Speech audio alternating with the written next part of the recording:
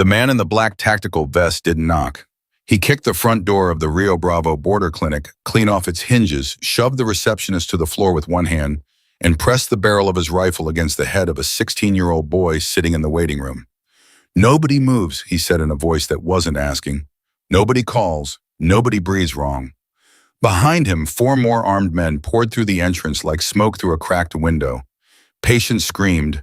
A child had started crying.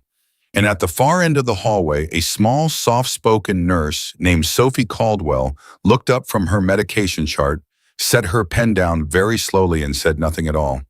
She just watched. And something behind her eyes went very, very still. If this story moves you, please subscribe to our channel, hit that notification bell, and drop a comment with the city you're watching from. I want to see how far this story travels. Sophie Caldwell had a way of disappearing in a room full of people. Not literally, of course.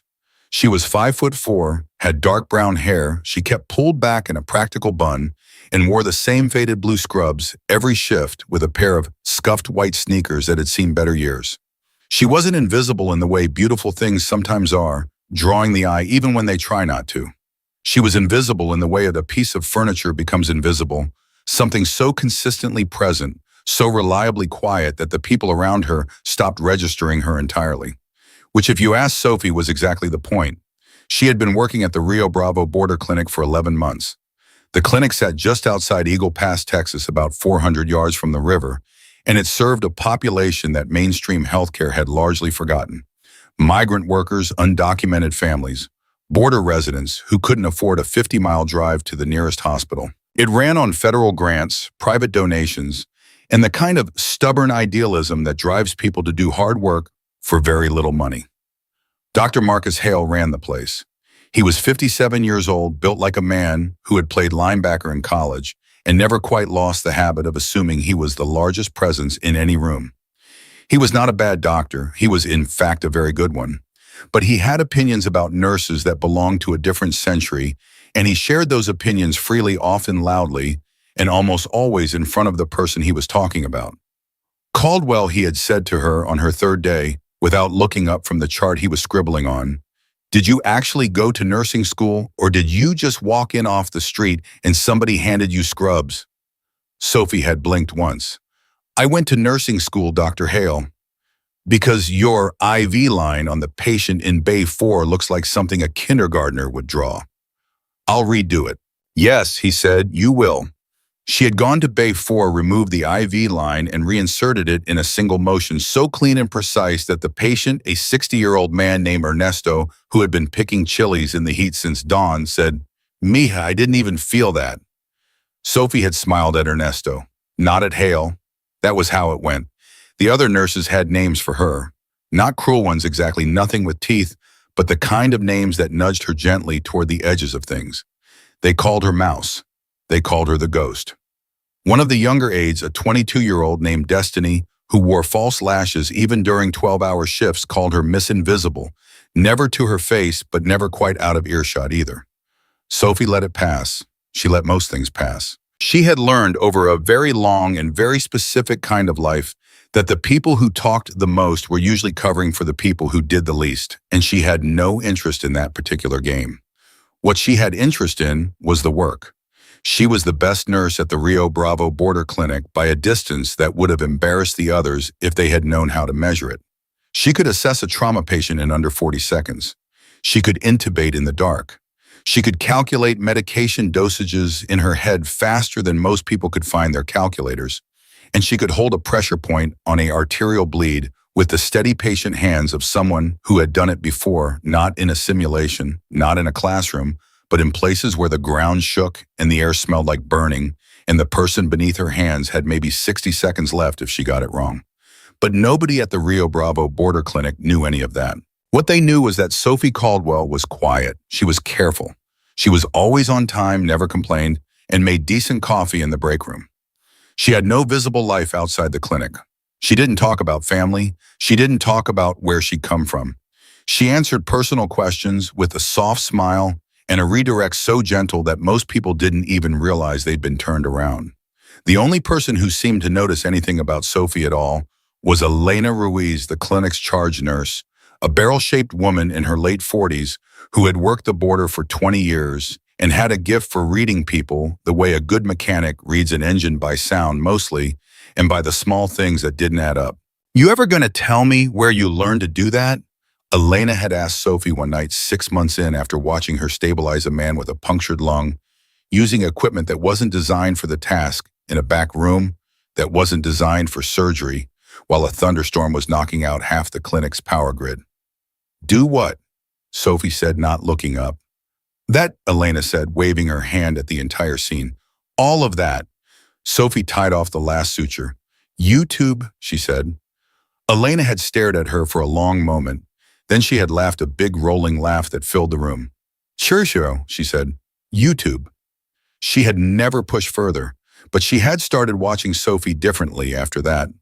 Filing things away the way you do when you're not sure yet what you're collecting them for. That was the world Sophie Caldwell had built for herself at the Rio Bravo border clinic.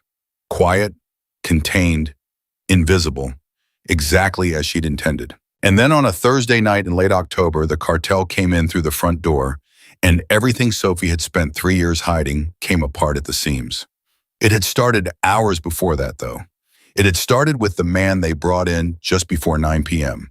His name, according to the paramedics who rolled him in, was Jorge Salinas, and he had been in a car accident on Route 277, a 2-lane stretch of nothing between Eagle Pass and Carrizo Springs. The story was clean enough on the surface: rear-end collision, airbag deployment, blunt force trauma to the chest and abdomen. He was conscious when he came in, but just barely drifting in and out with the heavy, labored breathing of a man whose body was working overtime just to stay in the game. Sophie was assigned to his intake. She ran through the standard checks methodically, efficiently, the way she always did: blood pressure, pulse pupils, oxygen saturation. She noted the bruising on his ribs, consistent with the seatbelt tightening on impact. She noted the laceration above his left eyebrow, consistent with hitting the steering wheel. She noted also 2 things that were not consistent with a car accident. The first was a set of calluses on his right hand that she recognized by location and texture, the kind built up over years of repeated contact with the grip of a firearm. The second was a tattoo on the inside of his left wrist. Small, simple, easy to miss. 3 letters and a number rendered in a faded blue-black that suggested it was at least a decade old. She had seen that tattoo before. Not on him, but on others, in places she didn't talk about.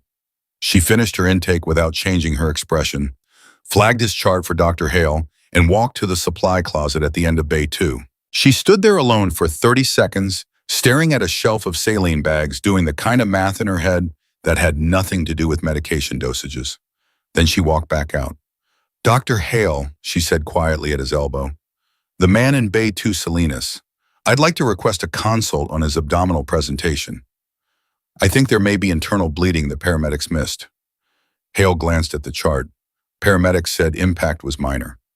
"The bruising pattern doesn't match a minor impact, sir." "Caldwell." He said her name like a period at the end of a sentence. "He's stable. He's conscious. We're managing. His BP dropped 3 points in the last 8 minutes, within normal variance. It's trending down, not fluctuating. That's not variance, that's..." "I said we're managing," Hale said, and handed the chart back to her with the finality of a man who had decided the conversation was over. He walked away without looking back. Sophie stood in the hallway holding the chart for a moment. Then she went back to Bay 2. She pulled a chair up beside Salinas' bed and sat down.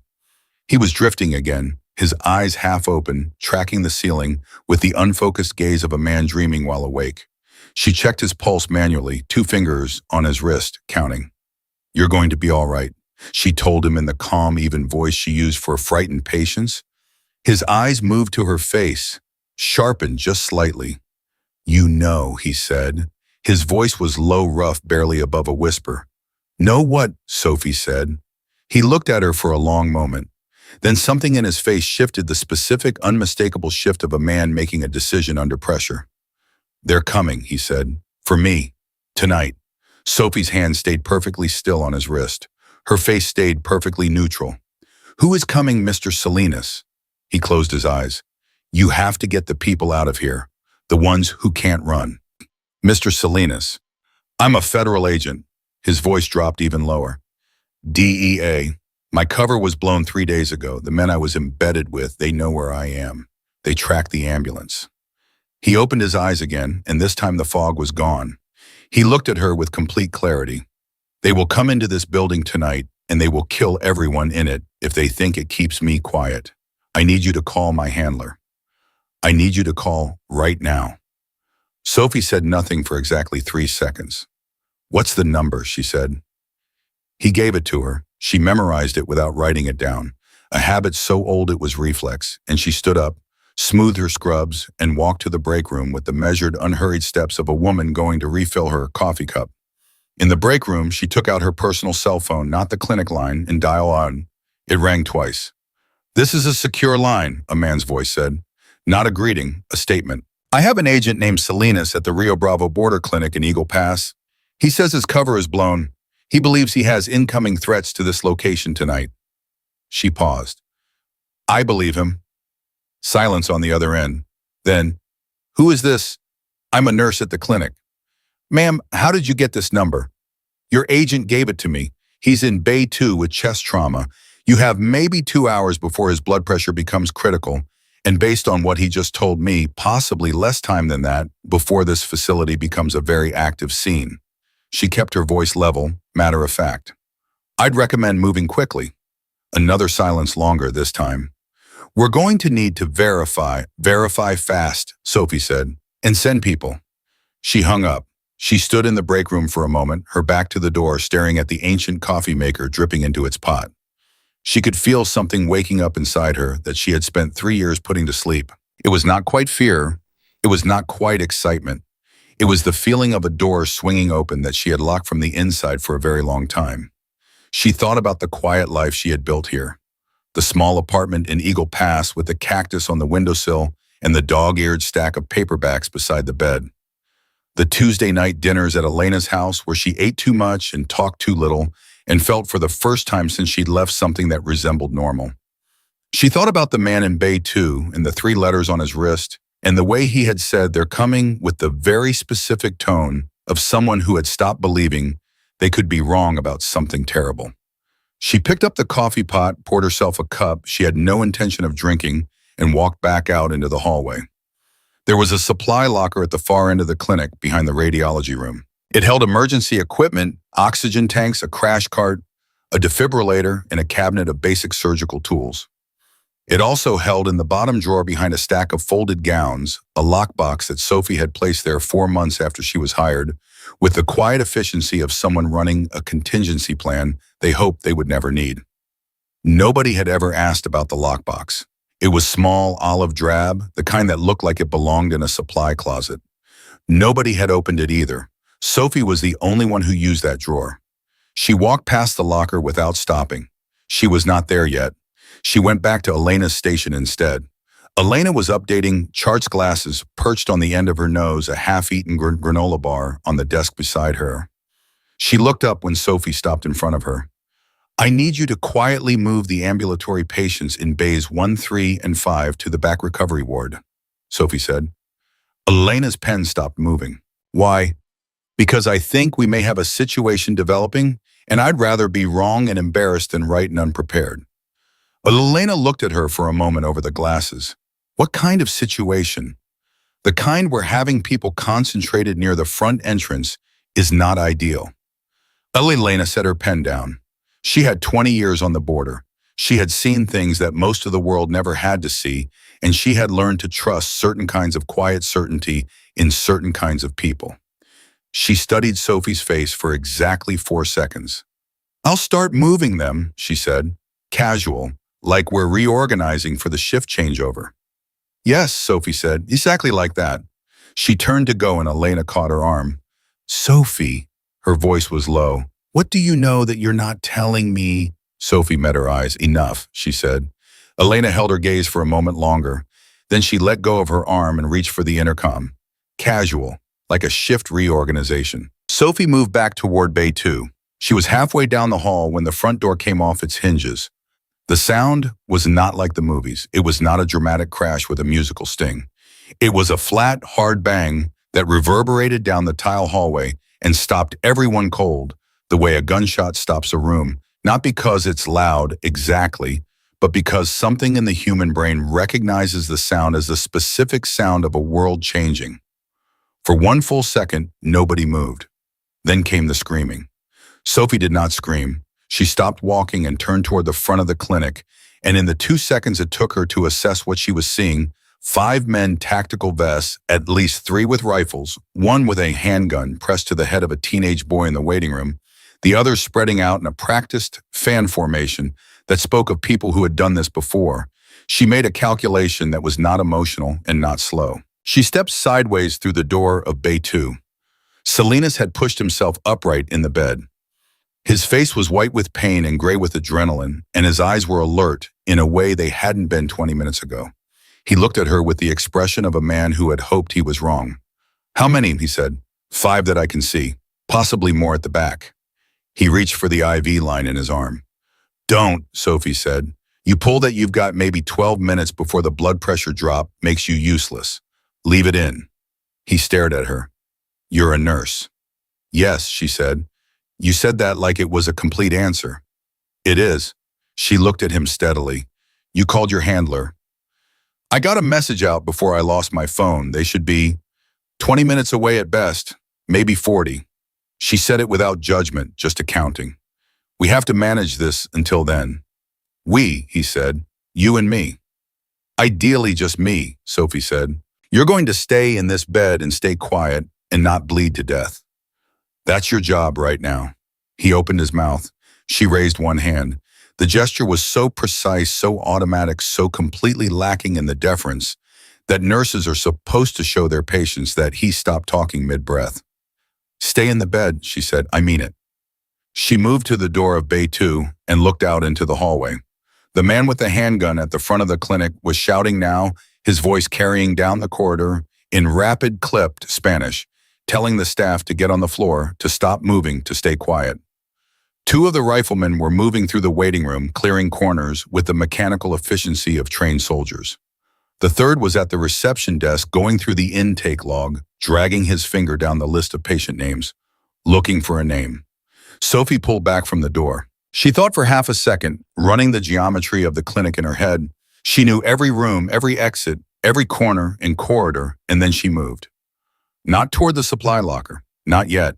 She moved toward Elena's station, first staying low, staying in the blind spots between door frames, using the topology of the building the way she had once used terrain methodically without hesitation, with the absolute absence of wasted motion.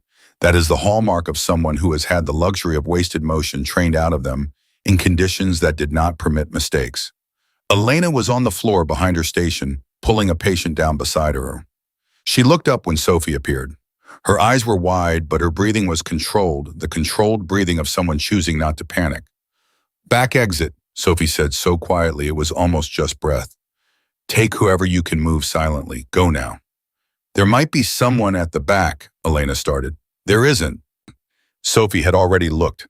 "The east side window in radiology is unlocked. I unlocked it at the start of shift." She had done it without thinking, the way you do the small preparatory things that you've been conditioned to do without needing a reason. Just in case. Always just in case. Elena stared at her. "How long have you been planning for this?" Sophie held her gaze for a beat. "Long enough," she said. "Go." Elena went, and Sophie turned around and walked quietly toward the supply locker at the end of the hall, and she was no longer walking like a nurse. The man going through the reception desk log found the name he was looking for. He raised his head and called out to the others, and Sophie heard the word. He said a name, not Salinas, a different name, a code name that should not have existed anywhere near this building, a code name she recognized, and she felt something go cold and very clean inside her. She reached the supply locker. She opened it. She knelt down and pulled the bottom drawer open and moved the stack of folded gowns aside with one hand. The lockbox was there, olive drab, small, waiting. She dialed the combination from memory and lifted the lid. Inside was a compact trauma kit, a handheld radio, and a Glock 19 with 2 spare magazines. She checked the chamber, checked the load, and clipped the spare magazines to the inside waistband of her scrubs with the practiced efficiency of someone doing something they have done before. The trauma kit she clipped to the outside visible because there was a chance, a real chance, that she would need both hands on a bleeding patient before this night was over. She stood up. She closed the locker. In the hallway, one of the riflemen was walking toward her, his light sweeping the floor ahead of him, and she had about 5 seconds before he turned the corner and the beam of that light found her face. She held the radio, not the gun. She was still a nurse. But she was also underneath everything she had spent 3 years building over. It's something else entirely. Something the clinic staff didn't know about. Something that the men in the front of this building were going to find out about, whether she wanted them to or not.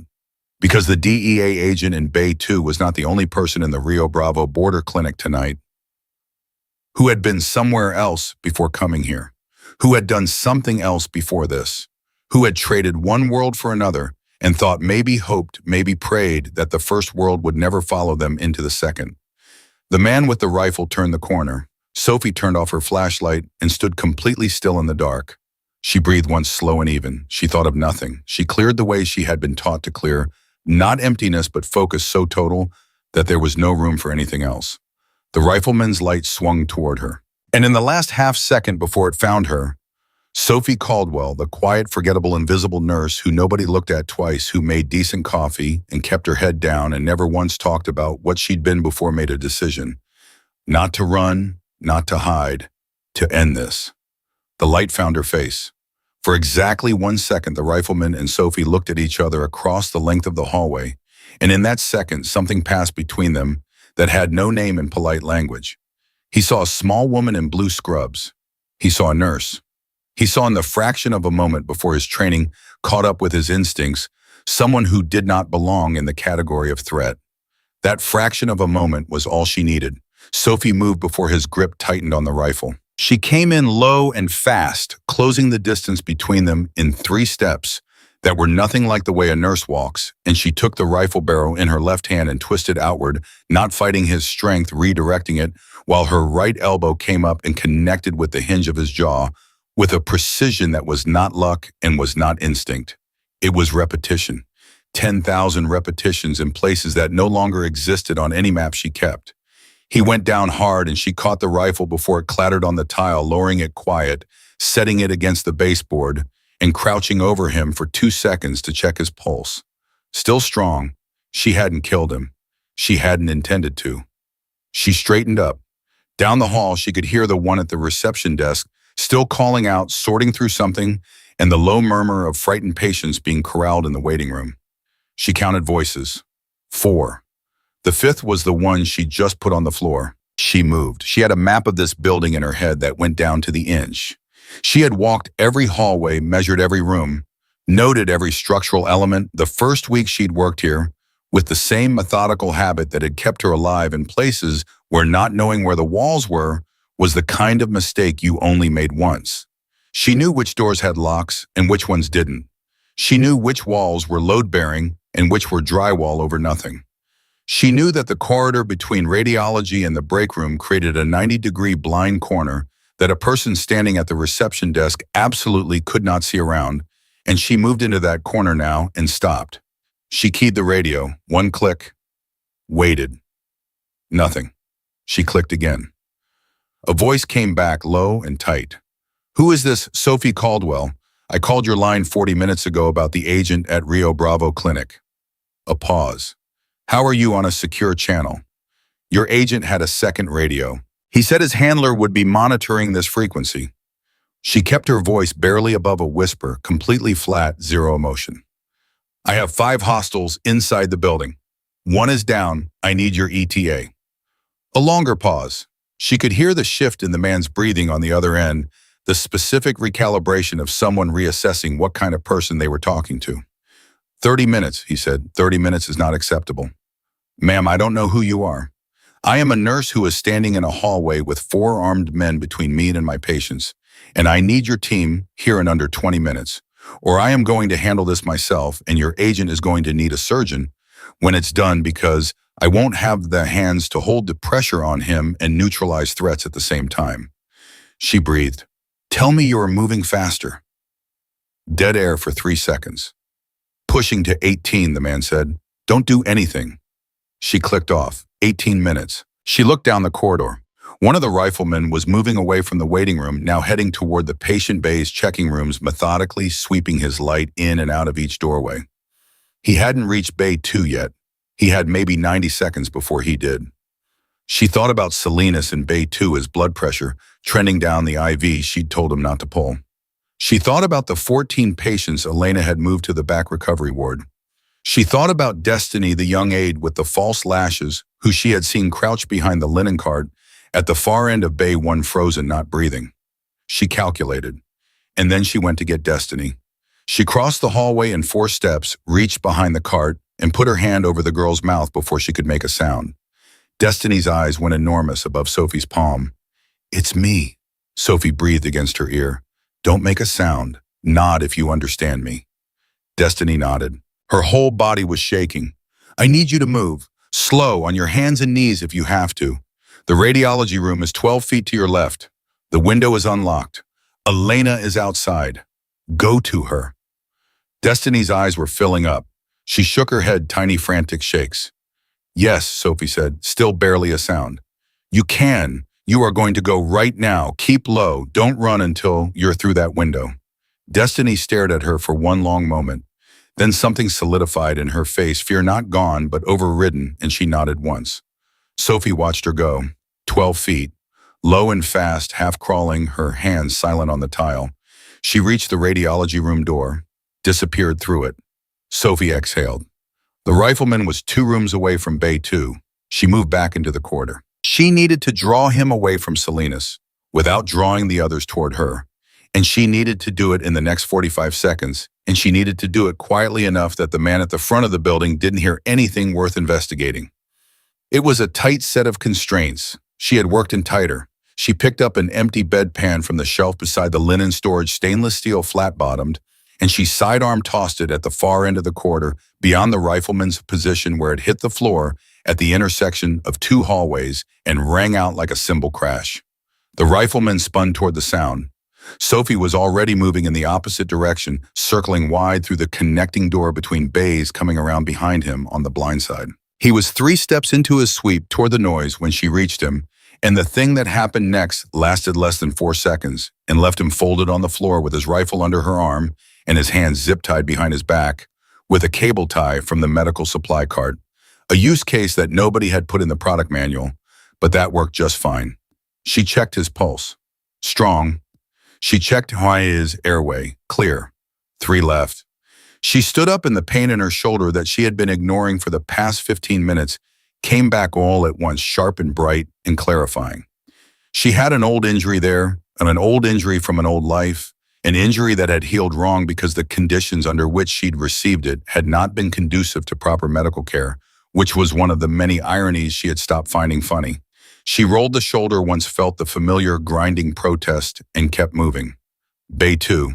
Salinas was still in the bed. He had not pulled the IV. He had, however, gotten his feet on the floor, which was exactly the kind of hopeful stupidity she had been afraid of. "In the bed," she said, stepping through the door. "I can help." "You can bleed out, is what you can do. Get your feet back up." "You took down 2 of them," he said. He was staring at her with the shitty recalibrating look that people got when the world had just rearranged itself around a central assumption they'd been holding. "You took down 2 of them, and how long have I been watching that door? 12 minutes. 11. She moved to his IV line, checked the drip rate, adjusted it. His blood pressure was lower than she wanted. "You need fluids. Stay still." "Who are you?" he said. Not hostile, not suspicious, just genuinely asking. She didn't answer immediately. She was counting inventory in her head the way she did when the situation was too complex for single-thread thinking. 3 hostiles, 2 neutralized, 3 remaining. 1 at the front, controlling the waiting room. 1 at the reception desk, who had found a name in the log and was now presumably looking for a room, one whose position she hadn't tracked in the last 4 minutes. "Sophie Caldwell," she said. "I'm your nurse." "Sophie Caldwell," he repeated, as if the name might have a second meaning. Former, current, before current. She looked at him directly. He had brown eyes, a little bloodshot from pain and blood loss, and the steady assessing gaze of a man who made his living reading people in rooms where getting it wrong ended badly. He was reading her right now. 75th Ranger Regiment, she said. Medic. 3 deployments, 1 that didn't make it into any paperwork that exists anymore. She said it the way you say a thing when you've decided the time for not saying it is over. Flat, matter of fact. I got out 4 years ago. He looked at her for a long moment. Then quietly, something in his face shifted into something that was not quite respect. He'd had that from the moment she put the first man down, but something closer to recognition. The recognition of one person who has lived in a specific kind of world, seeing that same world in someone else. Rangers lead the way, he said softly. Not tonight, Sophie said. Tonight, you stay in this bed. That's the mission. Can you do that? He held her gaze. Then he put his feet back on the mattress. Yeah, he said. I can do that. She moved back to the door. The man who had been at the reception desk was in the hallway now. She could hear him moving different cadence from the others, shorter steps faster, pivot, someone who'd had different training or more of it. He wasn't clearing rooms the way the others had. He was looking for something specific, and he knew how to look. He called out in Spanish to the front of the clinic. The answer came back low and terse. She caught enough of it, her Spanish was functional and always had been, to understand that they were coordinating. They knew 2 of their people had gone silent. They were narrowing down. They were coming for the patient bays, and they were coming together. Sophie pulled back from the door of Bay 2 and stood in the dark room beside Salinas' bed, and she thought very fast and very clearly about the geometry of what was about to happen. 2 men trained moving as a unit converging on a hallway that had 1 good angle and 1 very bad one, and she was standing on the wrong side of it. The advantage she had was simple. They did not know where she was, and she knew exactly where they were. She had been tracking their movement by sound for the last 6 minutes with the same unconscious precision she used to track IV drip rates, constant automatic requiring no additional cognitive effort. The disadvantage was equally simple. There were 2 of them, and one of her and the man with the different cadence was not going to go down with a redirected elbow strike. He was too careful, too aware. He was going to fight back. She waited for exactly 2 seconds. Then she stepped out of Bay 2 and walked straight toward them. Not running, not hiding, walking with a stethoscope around her neck and her hands visible at her sides the way a person walks through their own workplace, because it is their workplace and they belong there. She was banking on exactly one thing that the human brain, even a trained brain, even a brain that is primed for threat assessment, takes half a second to reclassify a person who has appeared in a context where they make sense. A nurse in a clinic. Walking, not running, hands visible. Half a second.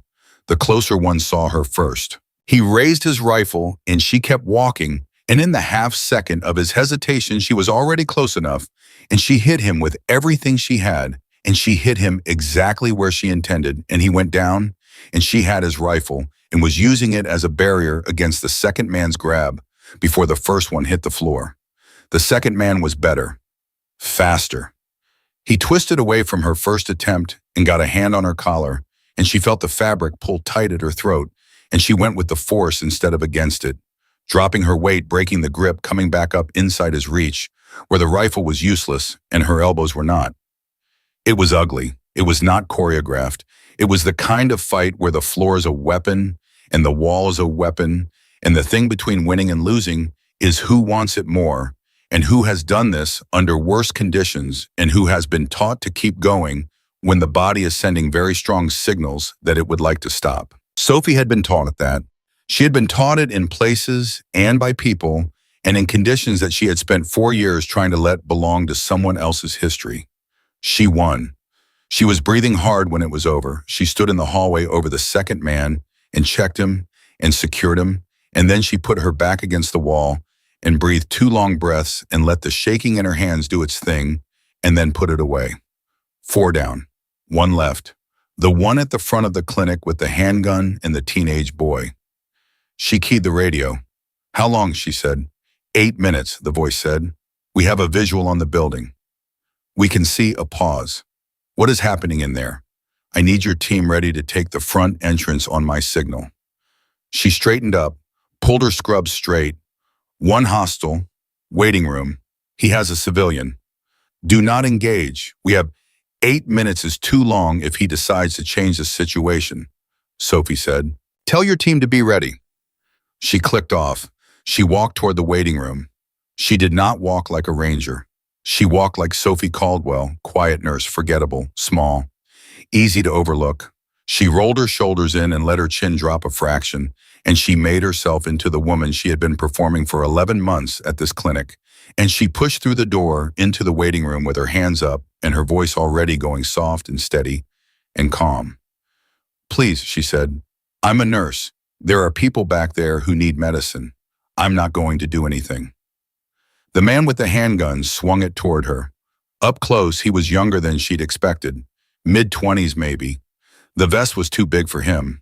There was sweat on his upper lip, and his eyes were moving too fast from her to the door, to the boy, to the door again, and she recognized the combination of those things with a certainty that had nothing to do with psychology textbooks and everything to do with experience. He was scared. The scared ones were the unpredictable ones. The trained ones were easier. The scared ones had no rhythm. The boy sitting in the chair was maybe 16 wearing a Spurs jersey, and he had not made a sound in however long he'd been sitting there. His face was marble still. He was staring at the floor. Sophie made a note of this with one part of her mind, while the rest of it was doing a different kind of accounting. "Where are the others?" the man said. His voice was tight, too tight. "The doctors moved the patients," Sophie said, keeping her hands up, her voice warm and unremarkable. "I can take you to them. I know where they went." "You're lying." He moved the gun. The barrel wavered. "I'm really not," she said. "I just want everyone to be safe. You want something here. Whatever it is, let the boy go, and I'll help you find it." "I said, where are the others?" His voice cracked on the last word. "They're in the back," Sophie said. "Gentle. Even. Let me take you." He took a step toward her, and the gun came up, and she was already reading the tell in his shoulder, the micro-shift of weight that came before the action, and she moved. Not dramatically, not theatrically. The small, decisive, efficient movement of someone whose body had resolved the situation before the conscious mind finished the sentence. She had his wrist, she had the gun, she had the angle, and the gun hit the floor, and he hit the floor 3 seconds after it, and she was kneeling on his back with his arm locked, and the gun kicked to the corner before the sound of his impact had finished echoing off the walls. The boy in the Spurs jersey had not moved. Sophie looked at him from the floor, breathing evenly, one hand still on the man beneath her. "You okay?" she said. The boy looked up. His eyes were enormous. He looked at her for a long moment, at her scrubs, at her stethoscope, at the man face down underneath her, and he said in the voice of someone encountering a thing for which language had not yet invented the appropriate category, "You're a nurse." "Yeah," Sophie said. "Yes." He blinked. "Okay," he said very quietly, like he was deciding to believe it. She heard the front door. She heard the disciplined, rapid entry of boots on tile. She heard the clipped commands, the clear professional authority of a team that knew what it was doing and had done it before. She heard the specific silence that falls in a building when the threat in it has been replaced by something structured, something controlled, something that means the worst of it is over. She kept her weight on the man beneath her until she felt a hand on her shoulder and looked up at a face she didn't know in tactical gear she recognized. "Ma'am," the man said carefully, as if he wasn't sure what category to put her in either. "We've got him." She stood up. She stepped back. She let them take over. And she stood in the waiting room of the Rio Bravo border clinic with her hands at her sides and her heartbeat coming back down from whatever altitude it had reached. And she thought about the lockbox in the supply locker that she'd hoped to never open, and the radio she'd clicked twice, and the number she'd memorized, and the 11 months she'd spent becoming invisible. She thought about all of it. And then she turned and walked back toward Bay 2 because Jorge Salinas' blood pressure had been trending down for the last 40 minutes, and she was still his nurse, and that still mattered and would matter even after everything else had changed, which it had, which she knew it had, even before the man in tactical gear called after her. "Hey," he said, "I need to know your name." She stopped. She didn't turn around. "Sophie Caldwell," she said. "I'm on the day chart. You can pull my file." She kept walking. Behind her, she heard him say something to one of his team, low, and she heard the response lower still, and then a silence that had a particular quality to it, the quality of people realizing they have been in a building with something they did not account for and are still not entirely sure how to categorize. She pushed through the door of Bay 2. Salinas looked at her. His face was exhausted and gray, and he was losing the fight with the blood pressure, and he needed a surgeon inside the next hour. All five, he said. All five, she said. He let out a long, slow breath. The people in the back, safe. She was already checking at his IV, her hands moving with the same methodical efficiency they always moved, with the same hands that had just done something entirely different and was now doing this and made no distinction between the two. Elena got everyone out. I'm going to need to call for a surgical consult. You have internal bleeding and we don't have the equipment here to address it properly. Yeah, he said. He was watching her with the expression of a man who had been thinking something over and had arrived at his conclusion. I'm going to need a full debrief. Later, Sophie said. What you did tonight is what needed to be done, she said quietly, and something in her voice closed the subject with the gentle finality of a door pulled shut. Not slammed, just closed. Right now, what needs to be done is getting your blood pressure stable enough to move you. So let me do my job. He looked at her. That wasn't your only job tonight, he said. Sophie looked back at him for a moment. Something moved through her face, something that was not quite grief and not quite relief, but lived in the same neighborhood as both. No, she said, it wasn't. Then she picked up her stethoscope and she listened to his heart and she got to work. The DEA team moved through the clinic with the systematic efficiency of people who had trained for exactly this kind of scene, and the fact that the scene had already been largely resolved before their arrival did not seem to make them any more relaxed. If anything, it made them less so. There is a particular discomfort that comes with arriving at a situation you were supposed to control and finding that someone got there before you, and Sophie could feel that discomfort radiating off the team leader, a broad-shouldered man who had introduced himself as Agent Reyes every time he looked at her. He had been looking at her a lot in the past 12 minutes. She was sitting on a rolling stool beside Salinas' bed, updating his chart with one hand and holding a pressure cuff on his arm with the other, and she was aware of Reyes in her peripheral vision, the way she was always aware of people who were trying to decide what to do with her. Ms. Caldwell, he said for the third time.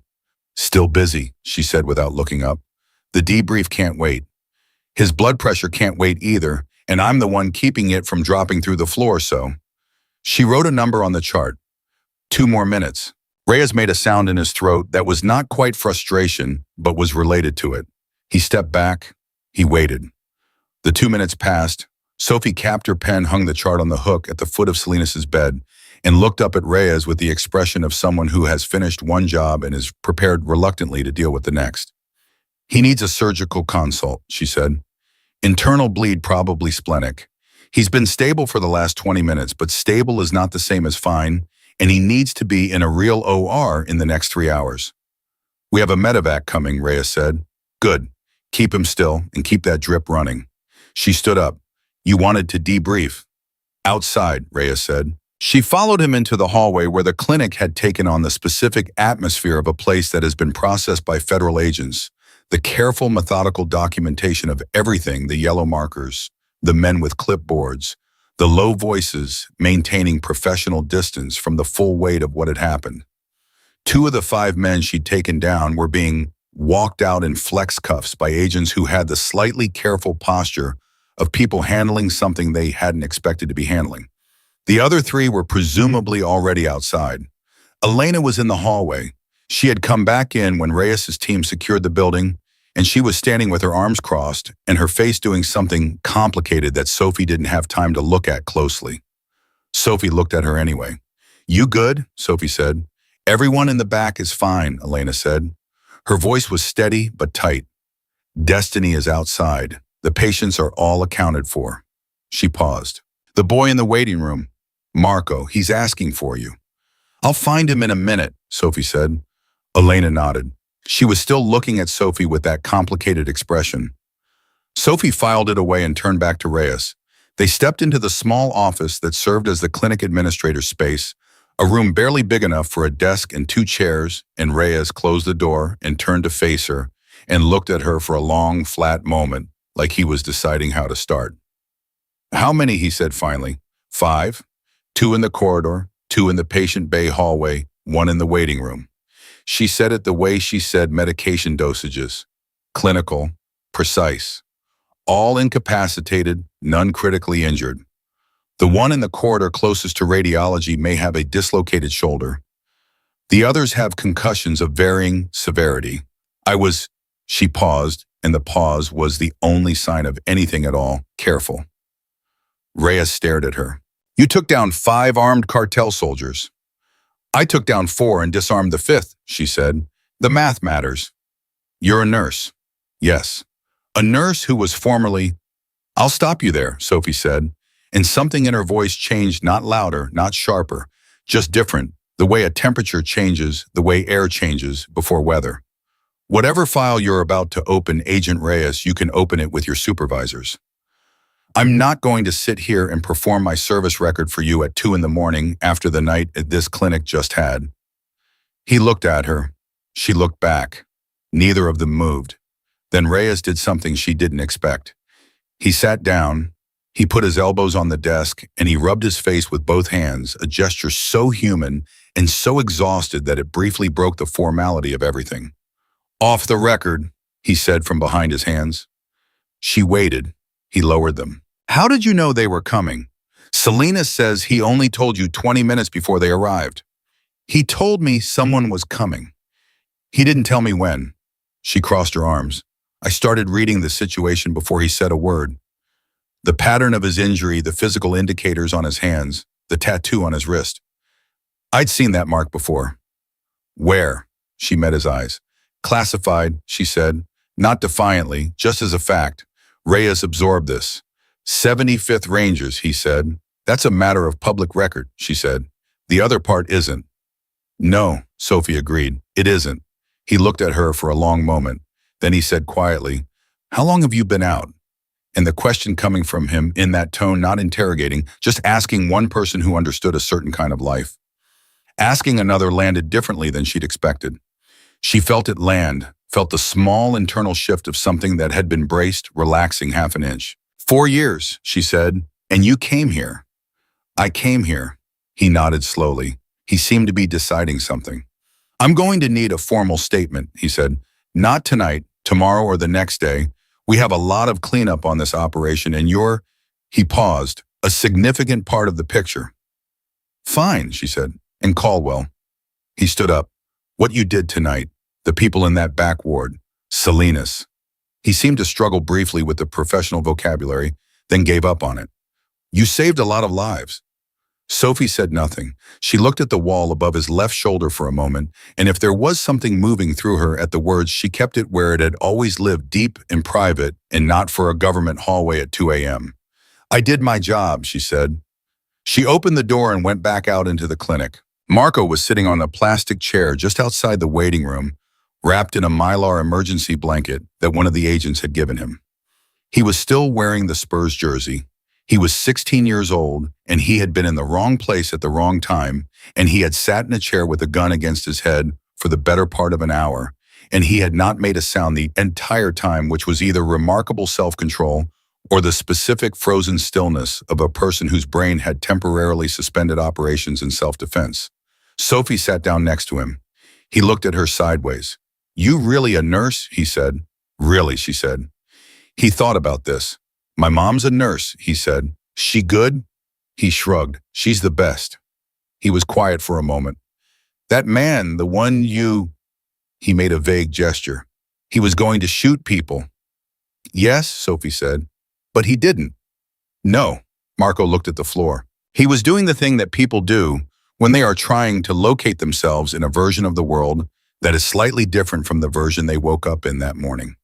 Sophie had seen it on the faces of soldiers, on the faces of patients, on the faces of people emerging from things they hadn't chosen to be part of.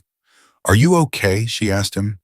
He considered the question with the grave seriousness of someone for whom the answer actually required consideration. I think so, he said. I don't know yet. He glanced at her. Is that normal? Very, she said. He nodded slowly. Then he said without looking at her, thank you. Sophie put her hand briefly on his shoulder. Just briefly. Do you have someone who can come get you? My mom, he said. Call her, Sophie said. And when she asks if you're okay, tell her yes.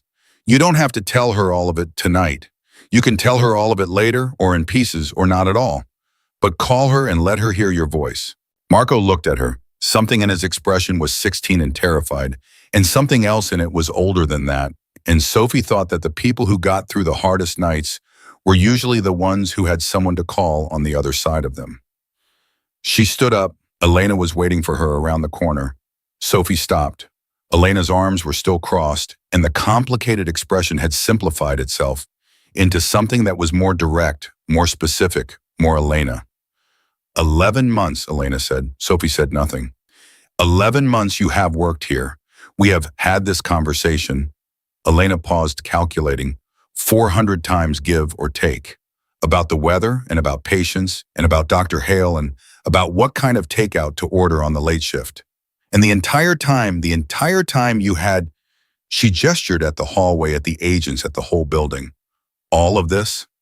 I had a past, Sophie said. Not all of this. This was, don't, Elena said. Not angry, but with the voice of someone who had earned the right to say don't. Don't minimize it. I've spent 20 years on this border, and I have never, she stopped. She pressed her lips together.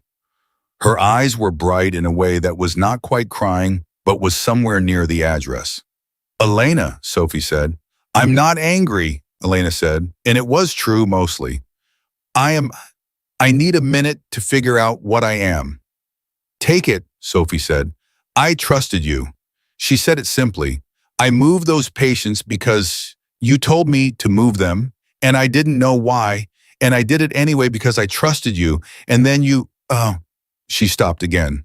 And then I handled it, Sophie said quietly. You handled it, Elena repeated. She let the words sit there. Then she said, why didn't you tell me not the classified parts, just who you were? Sophie looked at her. Because who I was made it harder to be who I was trying to become, she said. It was the most honest answer she had. She had never said it out loud before. The words felt strange in the air, slightly raw, the way new things feel when they've been kept interior for too long. Elena looked at her for a long moment. Then, with the quiet practicality of a woman who had processed harder things in harder times, she uncrossed her arms and said, well, now I know. Now you know, Sophie agreed. Elena reached out and squeezed her arm, once firm and brief, and saying more things than either of them had words for. Then she turned and went back to work because there were patients to account for and charts to update and a clinic to piece back together, and Elena Ruiz had never once in 20 years on the border let a bad night be the reason the morning didn't get done. Sophie watched her go. She went back to check on Salinas. He was sleeping, which was the best thing for him, and which she had been encouraging for the last 30 minutes. His vitals had stabilized inside a range she was cautiously satisfied with. The medevac was 20 minutes out according to Rhea's latest update. She adjusted the drip rate by a fraction, noted it on the chart, and sat back on the rolling stool. The clinic was quieter now.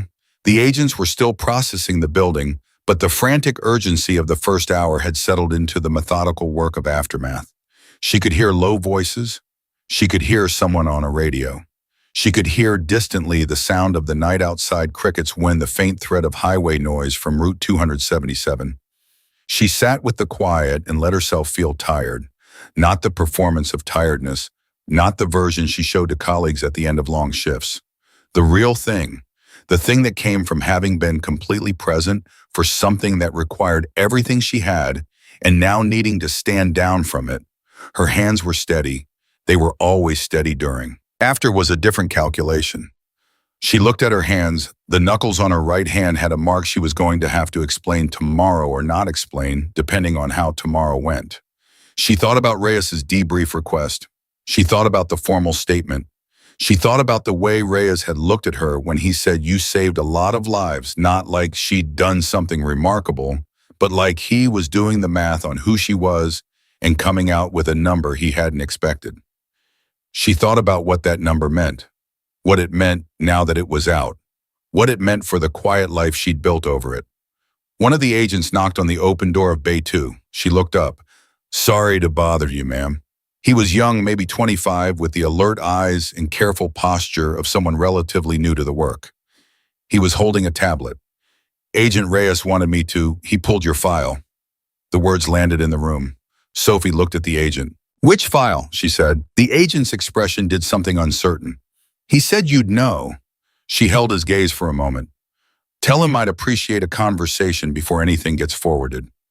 The agent nodded. He hesitated. Can I ask you something? No, Sophie said. Not unkindly, just definitely. He left. She sat with it for another moment. Then she stood up, checked Salinas one more time, and walked out of Bay 2 and down the hall to where Reyes was standing with two of his people, looking at something on a laptop.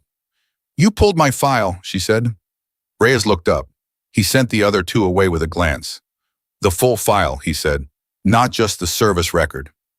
She waited. 3 deployments listed, he said, and then a 4th that's behind a clearance level that my access doesn't reach. He paused. I submitted an escalation request. Don't, Sophie said. Sophie, don't, she said again.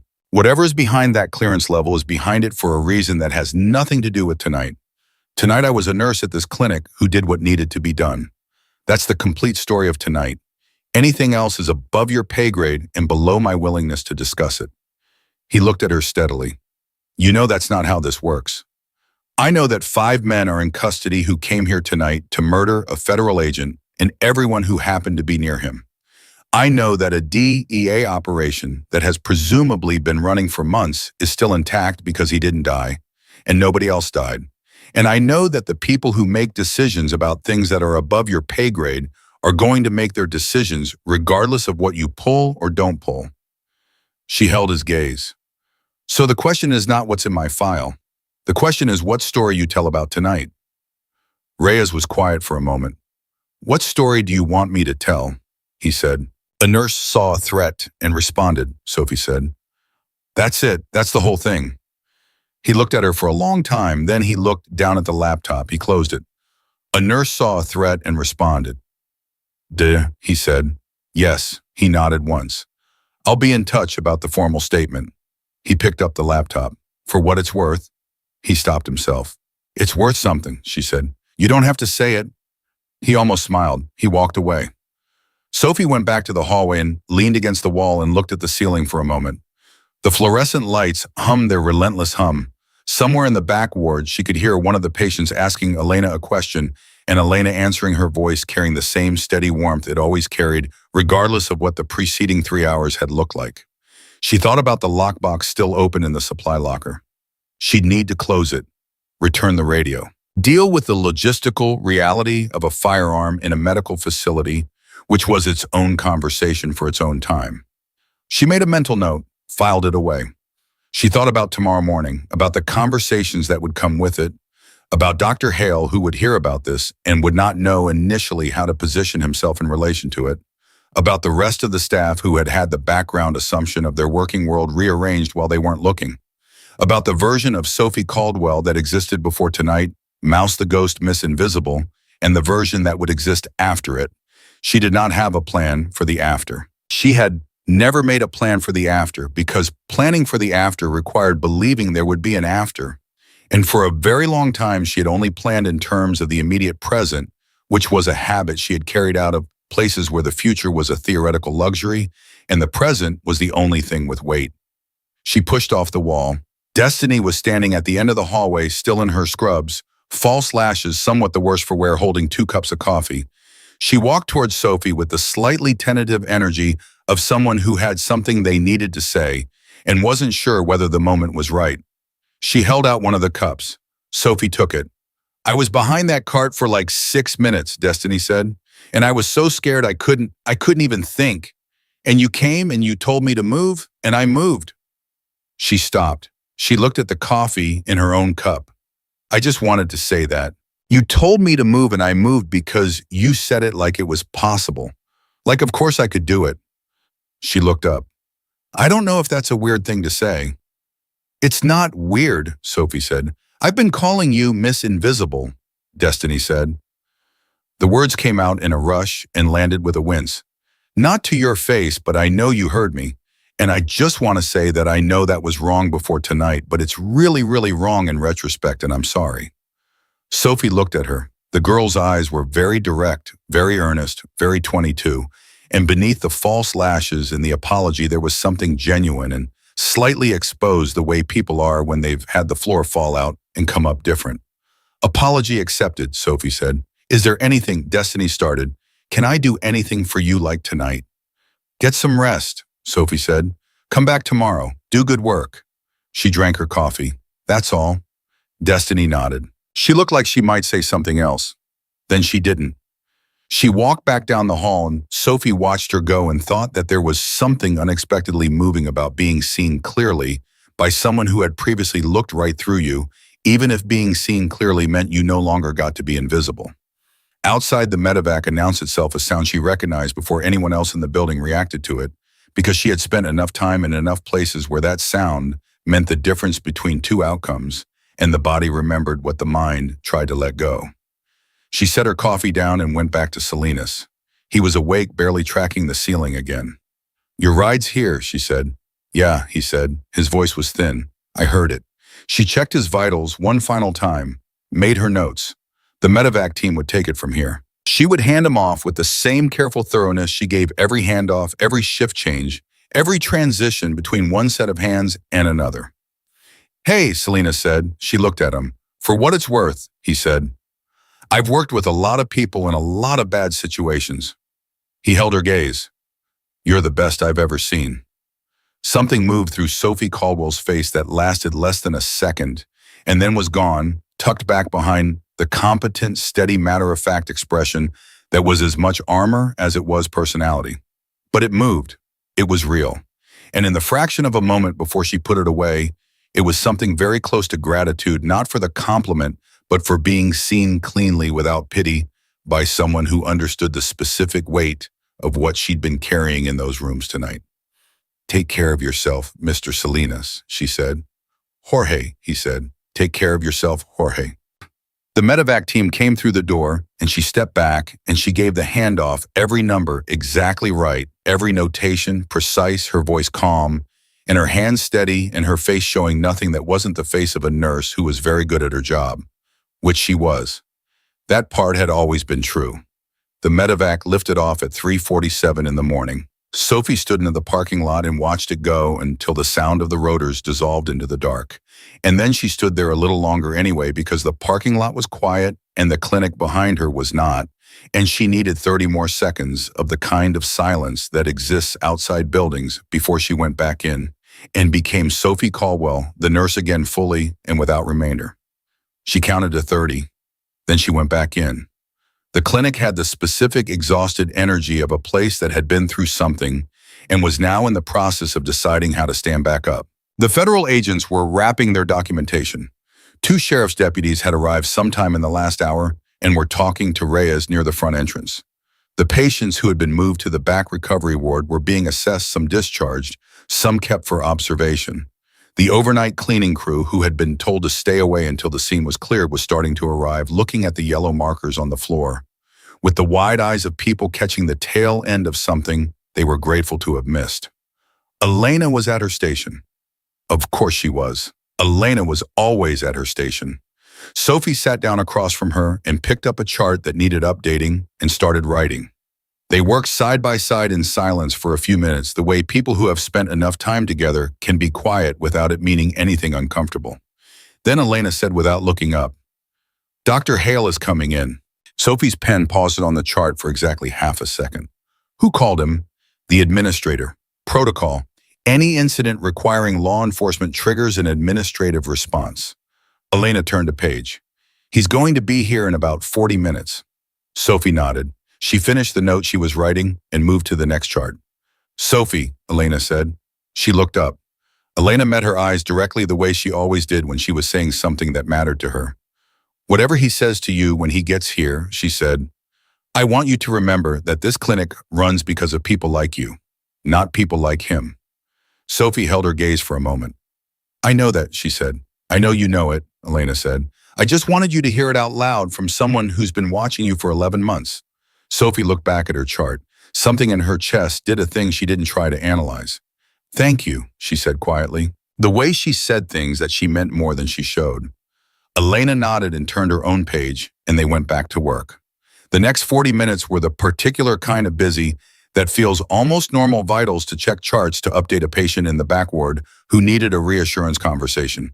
Destiny moving through the halls with a slightly shaken but functional efficiency that Sophie noted with something like approval. The staff was finding its rhythm again, which was what staff did, because the work did not stop for the night you'd just had, and most of them knew it. Marcus Hale came through the front door at 4:22. Sophie heard him before she saw him. His walk had a particular sound, heavy, purposeful. The walk of a man who expected rooms to rearrange themselves in his honor, and she had cataloged it the same week she'd cataloged everything else about the clinic. Not because she'd expected to need it, but because that was how she moved through new environments. And she had long since stopped trying to turn it off.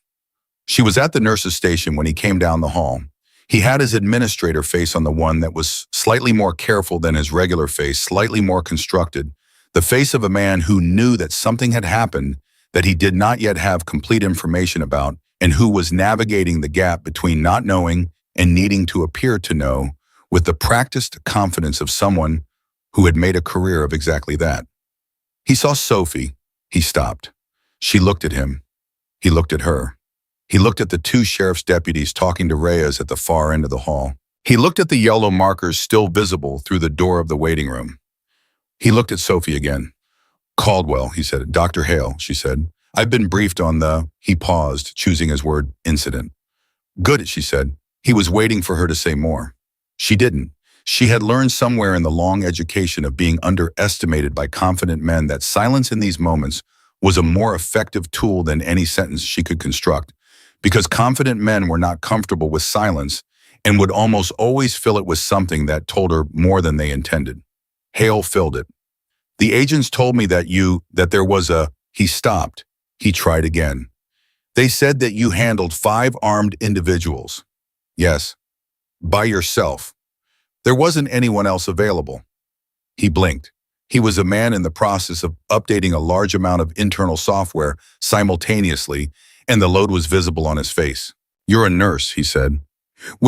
She noted exactly what Salinas had said, and what the agent had said, and what Marco had said, and what the pattern of everyone in the building had been, as if saying it out loud might help them reconcile it with what they'd witnessed. "I am," she said.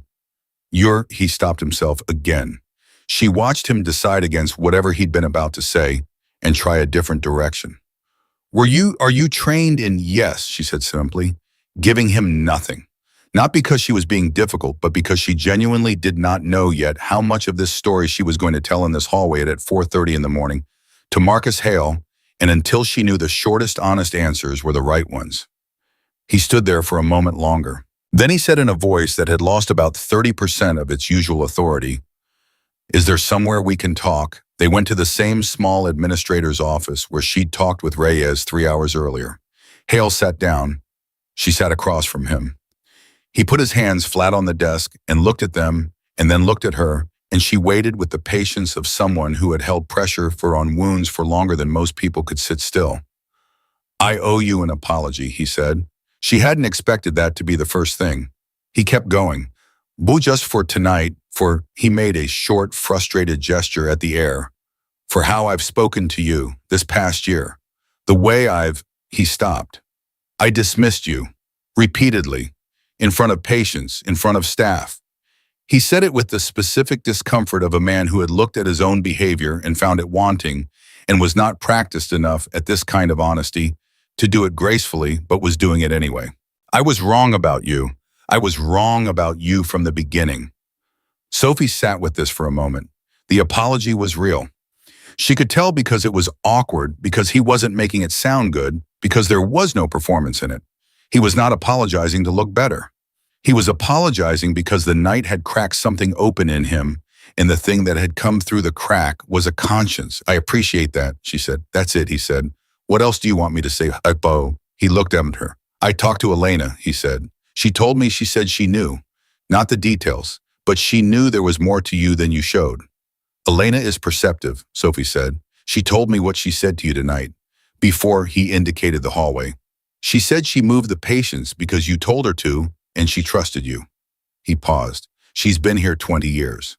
Elena doesn't trust easy." "No," Sophie agreed. "She doesn't." He was quiet for a moment. I want to understand what happened tonight, he said. From the beginning. Not for the report. For me. Sophie looked at him. She thought about the version of this conversation that was possible and the version that wasn't. She thought about what she owed him and what she didn't. She thought about the fact that he had just apologized without being asked, which was a harder thing than most people managed, and that it had cost him something visible. She told him. Not all of it, not the parts behind the clearance level, but the contours of it, who she had been before, the training, the deployments, the reason she had come to the Rio Bravo clinic, specifically the reason she had chosen quiet the lockbox in the supply locker that she had hoped to never open. She told him about Salinas and the tattoo and the phone call and the 15 minutes between knowing something was coming and the sound of the door coming off its hinges. She told him in the same voice she used for everything level, precise, unglamorous. And she watched his face move through its sequence of adjustments and recalibrations as she talked. When she finished, he was quiet for a long time. Why this clinic? He said finally. You could have gone anywhere. You could have gone to a trauma center, a military hospital, somewhere with real resources. Why a border clinic? Sophie looked at the wall for a moment. Because people here need someone who shows up, she said. Not someone who's building a career, not someone doing a rotation, not someone who's going to transfer out in 2 years. Someone who comes every shift and knows the patients by name and doesn't make them feel like an inconvenience. She paused. I know what it's like to be somewhere that mainstream systems forgot. To be the kind of person who doesn't fit the official categories neatly. She looked at him. The people here, they understand that. I understand that. It made sense.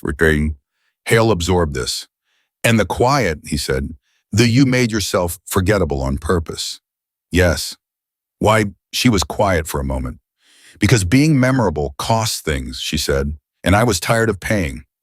He nodded slowly. He seemed to be reassembling something in his head, the way you reassemble a mechanism after taking it apart to see how it works, except the mechanism was his understanding of a person, and the taking apart had been done by a single night that had reorganized 11 months of assumption. I treated you like you were nobody, he said. The words came out flat and clear, and carrying the specific weight of a man who didn't like what he was saying, but was going to say it anyway. You treated me like I appeared to Sophie said. That's on both of us. He looked at her. That's generous. It's accurate, she said. Another silence. Then he straightened in the chair. His face reassembled itself back towards something more like his usual authority, but the authority was different now. Less manufactured, more considered. The face of a man who had been broken down and was rebuilding on a slightly different foundation. The administration is going to have questions, he said. The DEA debrief, your employment record here. He cleared his throat, the firearm in the supply locker. I know, Sophie said. I'll back you, he said. Whatever the conversation is, I'll tell them exactly what I saw and exactly what you did, and I will make it clear that this clinic and everyone in it is standing because of you. He said it like a commitment, not a favor. That's not negotiable for me. Something shifted very slightly in Sophie's expression. Not a smile, but something in the neighborhood. Thank you, Dr. Hale, she said. He stood up. She stood with him. He extended his hand and she shook it, and it was not the handshake of an employer and an employee. It was closer to the handshake of two people who had been in the same building on the same hard night and had in the aftermath of it arrived at something more honest than what they'd started with. He left. Sophie sat back down for a moment in the empty office. She thought about the lockbox. She needed to deal with it before the next shift, before the federal documentation extended any further into the supply rooms. She stood up, walked down the hall, went to the supply locker and found the bottom drawer. The lockbox was where she'd left it, lid open. The trauma kit on the outside of her waistband. The Glock in the bottom of the box, safeties on chamber checked. The 2 spare magazines. She cleared the weapon properly, removed the magazine, ejected the round from the chamber, and locked the box. She put it back under the folded gowns. She would deal with the formal process later. When the DEA had finished processing the building, and there was a clear chain of custody to put things into. She clipped the trauma kit back where it belonged on the supply shelf, and she stood up and closed the locker. Her shoulder ached. The old injury, the one that healed wrong. She rolled it once, twice, made a note in the back of her head to ice it when she got home and went back into the hall. Reyes was there, waiting. She had the impression he had been waiting for several minutes, which for a man of his training was a statement in itself. "Walk with me," he said. They walked. He didn't say anything for the length of the hallway, which she'd learned by now was how he approached things that mattered to him. He gathered momentum before he used it. They stopped near the exit to the parking lot. "I got a call," he said, "from someone above my pay grade." She waited. "About the fourth deployment," he said. His voice was careful. "I didn't lie out details.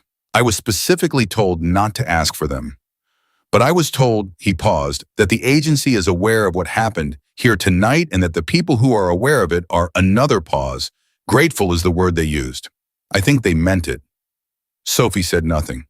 "They also told me," so Reyes continued, "that your formal statement needs to cover only the events of tonight, specifically tonight, and that the statement, once complete, would be classified at a level that won't appear in any accessible record." She held his gaze. "Meaning tonight stays quiet," she said. "Meaning tonight stays where it belongs," he said, "which is between you, the agency, and the people in that clinic." He paused. "My report will say a medical professional with relevant training responded to an armed threat and secured the facility until federal agents arrived. That's the complete public record." Sophie was quiet for a moment. "And Salinas," she said. "Stable. They got him into surgery about an hour ago. His handler says the prognosis is good." Reyes allowed himself a small exhale of relief that he didn't try to hide. "He'll be out for a few weeks, but he'll make it." Something in Sophie's shoulders came down a fraction. "He's going to want to talk to you when he's out," Reyes said. "I can't stop him from doing that." "He can talk to me," she said. "He's going to want to. I think he has things he wants to say." "People usually do," Sophie said after. Reyes looked at her for a moment with an expression that was trying to be professional and landing somewhere warmer than that. "You know," he said, "when you called that number and started telling me about blood pressure drops and incoming threats, I thought I was talking to someone who'd gotten a hold of an emergency contact and was panicking." "I know," Sophie said. "The second time you called, I thought you might be military." "I am," Sophie said. "I just also happen to have a nursing license." "Right," he said. "Then for what it's worth, Caldwell, the way you ran this building tonight, the movement of the patients, the exits, the radio protocol, that wasn't improvised. That was a plan." "It was a contingency," she said. "There's a difference." "Yes," she said. "A plan means you expected to use it. A contingency means you hoped you wouldn't." He nodded slowly. He seemed to file this away. He put his hand out and she shook it, and he walked back toward his team, and she stood at the exit for a moment with the cool night air coming in through the gap in the door. She thought about tomorrow. The formal statement, the administrative meeting, the process of explaining to whoever required explaining to the presence of a firearm in a border clinic and the background of the nurse who had put it there. She had done enough formal accounting of herself in official rooms to know how these things went, and she was not afraid of them, but she was tired in the specific way that comes from having held the shape of normalcy over a thing that is not normal for long enough that the holding itself becomes a fatigue. She went back to work. There were 2 hours left in her shift. She spent them doing what she always did, checking vitals, updating charts, talking patients through the low 3 a.m. hours when the body's defenses were at their weakest, and people sometimes said true things they wouldn't say in the daylight. She did it with the same hands and the same voice she always used. And if the hands had done other things tonight, and the voice had said other things in a hallway with a radio, those things existed in the same person, and she was no longer in the business of pretending otherwise. At 6:15, the day shift started arriving.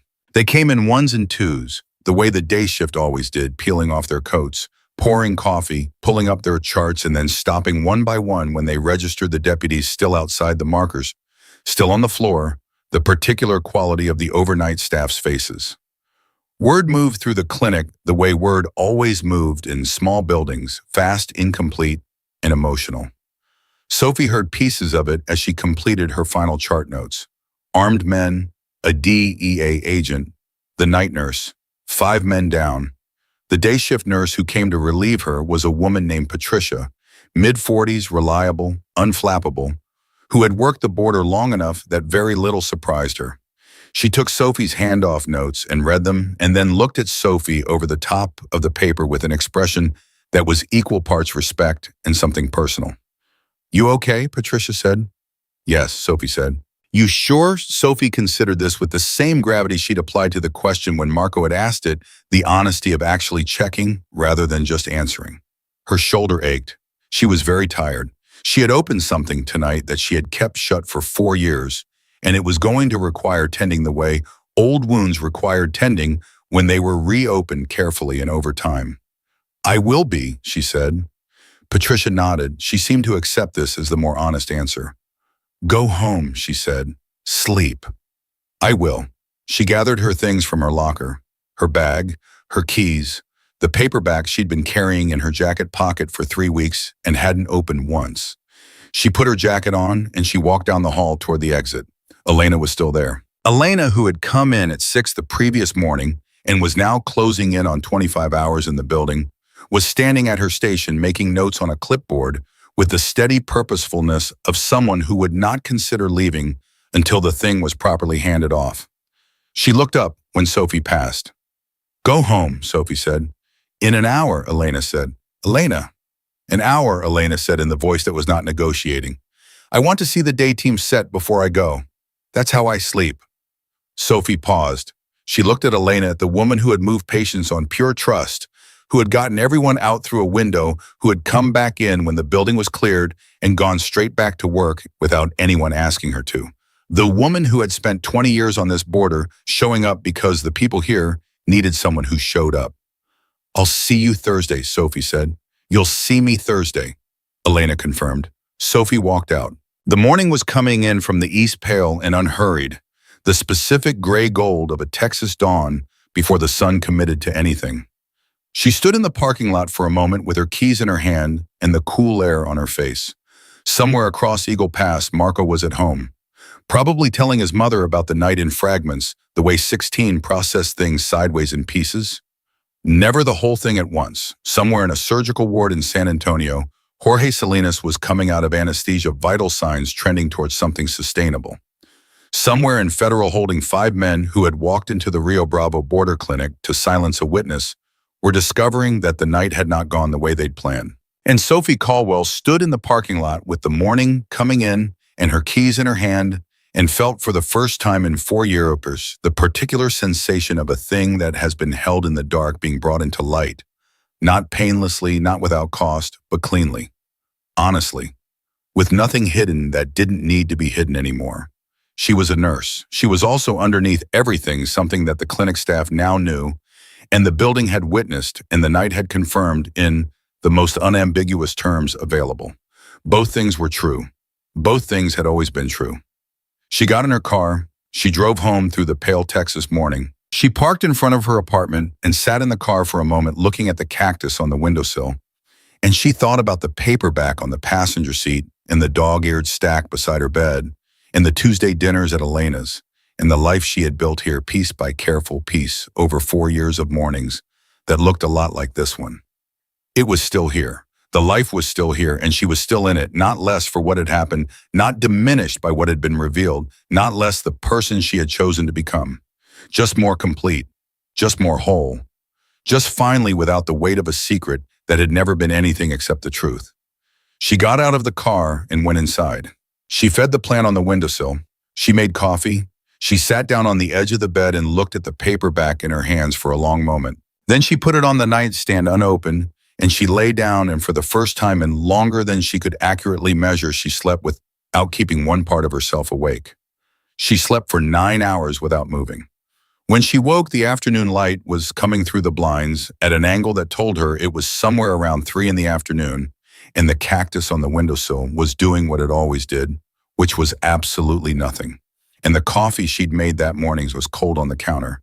And for a few seconds, the specific unguarded seconds that exist between sleeping and being fully awake, Sophie Caldwell lay in her bed and felt something she hadn't felt in a very long time. She felt like herself, not the edited version, not the careful, constructed, deliberately forgettable version she had been performing for 4 years. Just herself, complicated and complete, and no longer in the business of pretending that the two halves of her history were separate people who happened to share a body.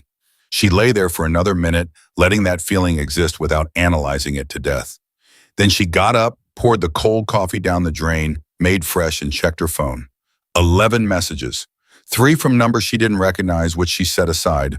2 from Elena, which she opened first. One said simply, "Everyone accounted for clinic operational, come back when you are ready." The second, sent an hour later, said also, "Hale reorganized the supply schedule and gave you the best locker." Don't ask me how I know, I just know. Sophie read that one twice. Something in her chest did a small, involuntary thing that was uncomfortably close to being moved. There was a message from Reyes, formal statement, scheduled for Friday 9 a.m. San Antonio field office. Dress comfortable, it'll run long. Below that, a second message from the same number sent 40 minutes after the first Salinas out of surgery. Surgeon says clean repair. He'll be in recovery for 3 to 4 weeks. He asked me to tell you thank you. I told him he could tell you himself. He said he plans to. Sophie read that one, set the phone face down on the counter, and drank her coffee in silence. The last message was from a number she didn't recognize with a 210 area code. She almost didn't open it. She opened it. It said, "This is Marco, the guy from the waiting room. I got your number from Elena. I hope that's okay. I wanted to say I called my mom like you told me to." She cried. I kind of cried too. Anyway, thank you. I mean it. My mom says thank you too, and she wants to know if you like tamales, because she makes tamales and she wants to make you some. You don't have to say yes. I just wanted you to know. Sophie read it twice. Then she typed back, "Tell your mom, yes, I like tamales very much." She put her phone in her pocket and stood at her kitchen window and looked out at the street, and the street was the same street it had always been, same cracked sidewalk, same neighbor's truck with the bad taillight, and it was also somehow different, the way things look different after you've been through something that peeled back a layer of ordinary and shown you what was underneath. She thought about Thursday, about going back to the clinic, about walking down that hallway as the person she was now, which was the person she had always been, and whether that felt like something to be afraid of. It didn't. That surprised her a little. She thought it might once she was rested and the adrenaline was gone and the reality of it had settled into something less immediate and more permanent. She had spent 4 years being afraid of exactly this, of being seen clearly, of the past reasserting itself, of the careful, quiet life she'd built being disrupted by the person she'd been inside it. She had built the contingency plan in the supply locker because she was afraid to be caught without one, and she had made herself invisible because she was afraid of what visibility cost. And now the worst version of the thing she'd been afraid of had happened, and she was standing in her kitchen drinking coffee and texting a 16-year-old about tamales, and the fear was gone. Not the memory of it, not the weight of the 4 years, but the active present tense fear. It was simply gone the way a fever breaks, not gradually, but at a specific moment you sometimes only recognize in retrospect. She finished her coffee. She went back to bed. She slept 4 more hours, and she woke up Thursday morning ready to go back to work. The drive to the clinic took 12 minutes. She pulled into the parking lot at 6:52, 8 minutes before her shift started, same as always. She sat in the car for a moment looking at the building. The front door had been replaced. The new one was slightly brighter than the old one, different paint batch, almost the same color, but not quite, and she noted the difference with the part of her mind that noted differences, filed it, and moved on. She got out of the car. Destiny was in the parking lot coming in from the other direction, and she spotted Sophie at the same moment Sophie spotted her, and for a beat they both just stopped, and then Destiny walked over with the directness of someone who had made a decision about how they were going to be going forward. "Good morning," Destiny said. "Good morning," Sophie said. Destiny fell into step beside her. "I told my mom about you," she said. "Did you?" "She said you sound like a superhero. I said you're a nurse and also other things. She said that's the same." Destiny paused. "I think she's right." Sophie pushed through the new front door. "Your mom sounds smart," she said. "She is," Destiny said. "I get it from her."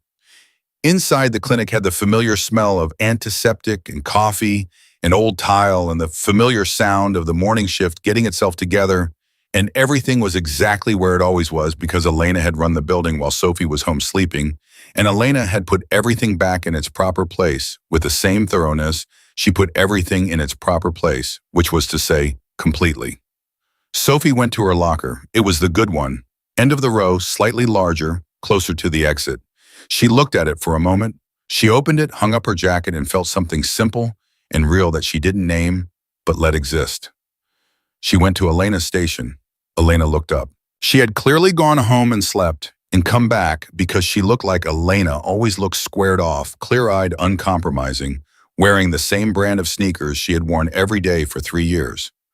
"Welcome back," Elena said. "Thank you for the locker," Sophie said. Elena raised her eyebrows. "I don't know what you're talking about." "Yes, you do." "I have no involvement in locker assignments," Elena said. "I am simply a charge nurse doing my job." She picked up her clipboard. "Speaking of which, Bay 1 post-op observation.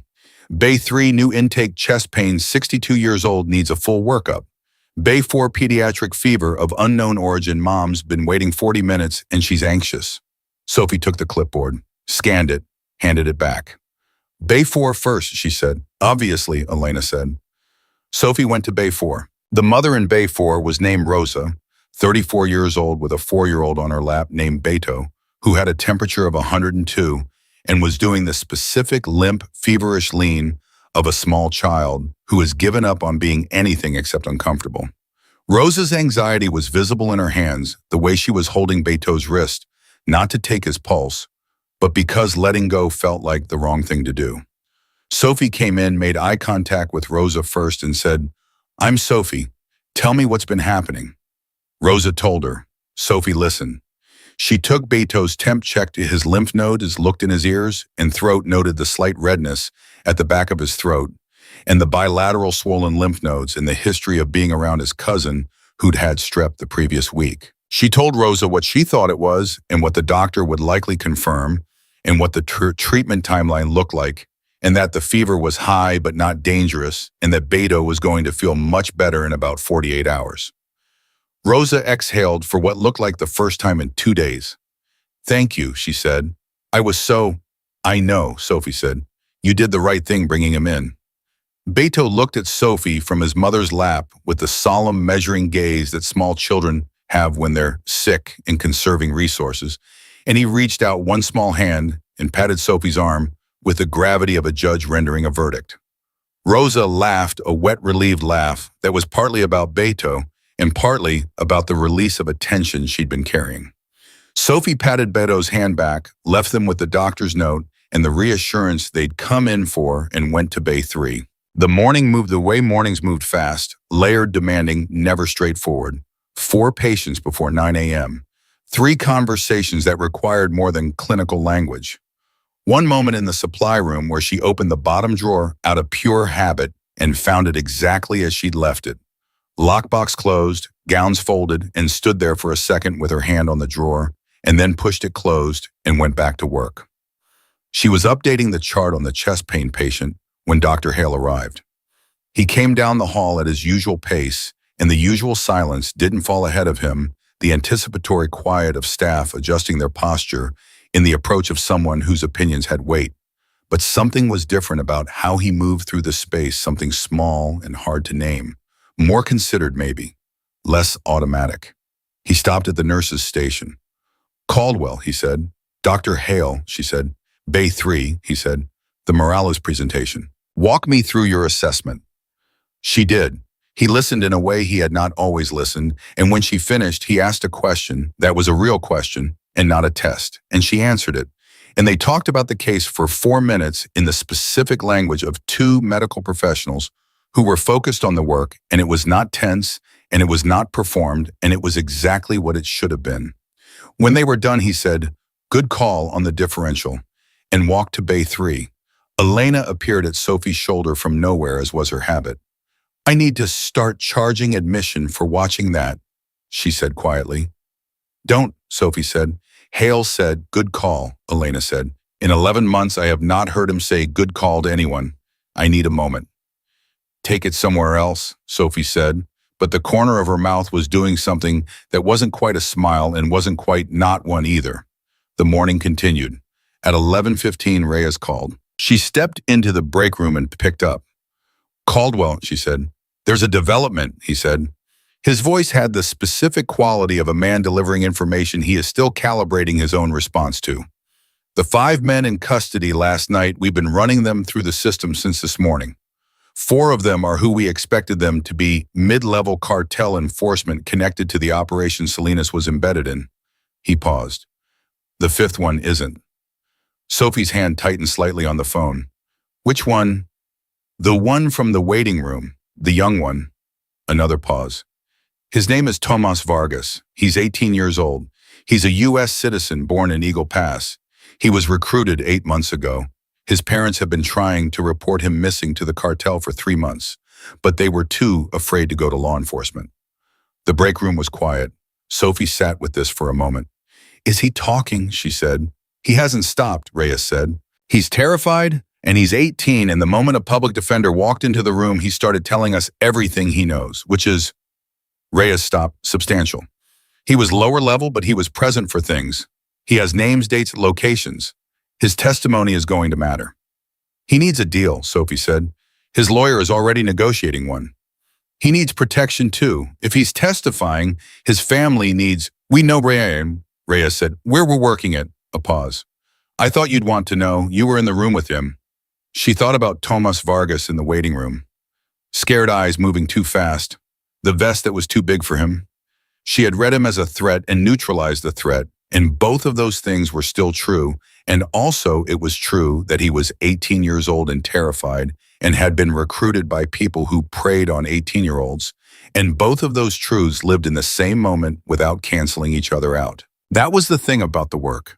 The real work, the kind she had done before, and the kind she did now. The truths didn't simplify. They multiplied, and you had to hold all of them at the same time, and the holding was the job. "Thank you for telling me," she said. "Friday, 9 a.m. He said. "San Antonio." "I'll be there," she said and hung up. She sat in the break room for 2 minutes. She thought about Tomas Vargas. She thought about what 18 looked like, what it felt like, how completely the world could tip sideways at that age if the wrong people got to you first. She thought about the fact that he had come into the clinic with a gun and he was leaving it with a chance, and that was not a comfortable thing to think about, but it was a true thing, and she had always had more use for true things than comfortable ones. She got up. She went back to work. At 1 in the afternoon, a man came into the clinic. He was in his early 40s, square-shouldered, moving with the specific economy of someone for whom casual had always been a performance. He was wearing civilian clothes, jeans, a gray shirt, but he wore them the way certain people wore civilian clothes, which was to say not entirely convincingly. He stopped at the reception desk and asked for Sophie Caldwell by name. The receptionist, a young woman named Gracie, looked at the man, looked at the name, and looked at the man again. "Can I ask who's asking?" she said. "Tell her it's from Salinas," he said. "She'll know." Gracie paged Sophie. Sophie came to the front. She looked at the man. He looked at her. A beat of mutual assessment that lasted about 3 seconds and communicated more than most conversations. "Ms. Caldwell," he said. He didn't offer a name. She didn't ask for one. "I'm here on behalf of the agency that employs Jorge Salinas. I'm not going to give you a business card." "All right," she said. "Can we speak privately?" She took him to the administrator's office, the same small room that had held Reyes, that had held Hale, that was becoming the room where conversations happened that the hallway couldn't contain. She shut the door. "Salinas is stable," the man said. "Recovering. He'll be operational again in approximately 6 weeks, which is faster than his surgeon recommended, but consistent with how Salinas handles medical advice in general." "I know," Sophie said. "Reyes updated me." The man nodded once. "I'm here because the agency wanted to deliver something in person rather than through channels. This is," he paused, and the pause was the pause of a man choosing his words with unusual care. "Not an official communication. It's not in any file. It won't be referenced in the Friday debrief." Sophie waited. "The operation that Salinas was embedded in," the man said, "has been running for 22 months. It's the longest-running operation of its kind at the southern border in the past decade. The intelligence gathered through it is significant, is not an adequate word. Last night, 5 men came to this clinic to end that operation by ending the man who was running it. He looked at her steadily. They did not succeed because of you. Sophie said nothing. The people who sent me want you to know, the man continued, that the operation will continue, that the network it is dismantling will be further dismantled, that the families along this border who have been living under the weight of that network will begin over the next several months to feel that weight lift. He paused. They want you to know that this is in direct consequence of what you did in this building 2 nights ago. The room was very quiet. Sophie looked at the wall above his shoulder for a moment. She thought about the families, the ones who came to this clinic because they had nowhere else to go, the ones who lived in the shadow of things that the official systems were still trying to reach. She thought about Rosa in Bay 4 this morning holding Beto's wrist because letting go felt wrong. She thought about Ernesto on her 3rd day of work, the man who hadn't felt the IV go in. She thought about the reason she had come here in the first place. I understand, she said. There will be no formal recognition, the man said. No record, no commendation, nothing that adds to what already exists or doesn't exist in your file. The people who sent me are aware that this is not adequate. They wanted to say so. She looked at him. It's enough, she said. He held her gaze. She considered this honestly. It's enough, she said again. I didn't do it for recognition. I did it because the people in this building needed someone to do it, and I was the person who could. She paused. That's the whole reason. That's always been the whole reason. The man was quiet for a moment. Something in his face shifted, not much but enough. The professional distance coming down a fraction just briefly. Selena said to tell you something, he said. He said you'd know what it meant. What did he say? The man said 4 words. Sophie heard them and something moved through her, fast and deep and wordless. The way a chord moves through a room, not heard so much as felt resonating in the chest behind the eyes, in the place where the things you've carried live. The 4 words were, you brought us home. She sat with that for 3 seconds. Then she said, tell him the same. The man nodded once. He stood. He extended his hand. She shook it.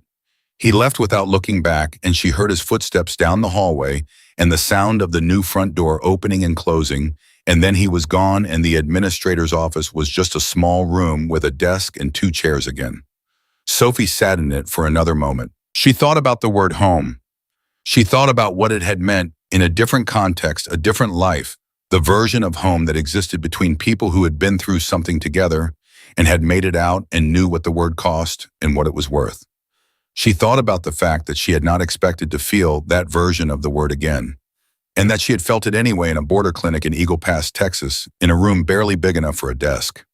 She got up. She went back to work. The afternoon moved through its cases. Reyes called once more to confirm Friday's logistics.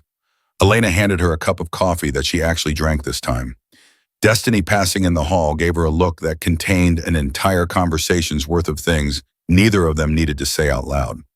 At 4 o'clock, Dr. Hale passed the nurse's station and stopped. Caldwell, he said. She looked up. The trauma unit lead position, he said. Doctor. Vasquez at the county hospital has been asking for a senior nurse to help build out their border trauma protocol. It's a leadership role. Full benefits, step up in pay.